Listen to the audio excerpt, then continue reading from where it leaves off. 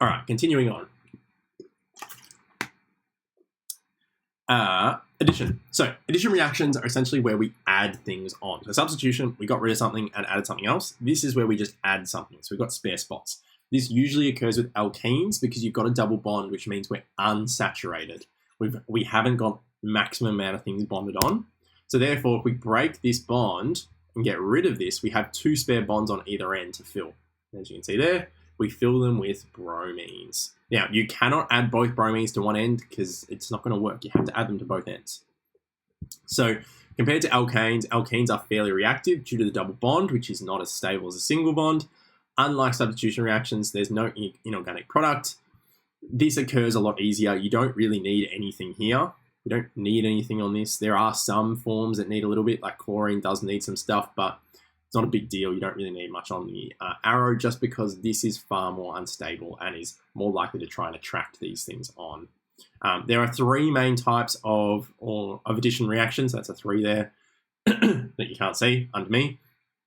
Three main types of addition reactions. These are the three main types you do need to know. So you've got hydrogenation. It's the addition of hydrogen. So you're adding hydrogen, you're essentially just making an alkane and alkane. Cool. This does require a catalyst. You don't need to know what it is, you just need to know that it requires a catalyst. Halogenation, so this is the addition of a halogen group. Now you can also add something like a HCl, so you can just add one if you want. So you just go, oh, I actually just want to add HCl. I just want one chlorine. You can add HCl instead of Cl2, but you can use both. It doesn't matter which one you do. This is halogenation because you're adding a halogen group.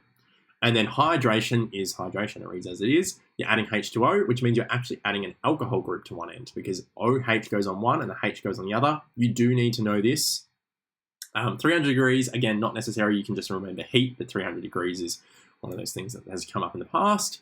But you need to know H3PO4. So if you're going from an alkene to an alcohol, it's really important that you know H2O is the thing that you add on, and you get an OH group here, and you get your H group. Probably this one here is the one that's added on. And therefore, you've essentially hydrated this molecule, if you'd like to think it like that. It's sort of a weird way of thinking about hydration, but that's sort of how they want you to know it. So this is hydration.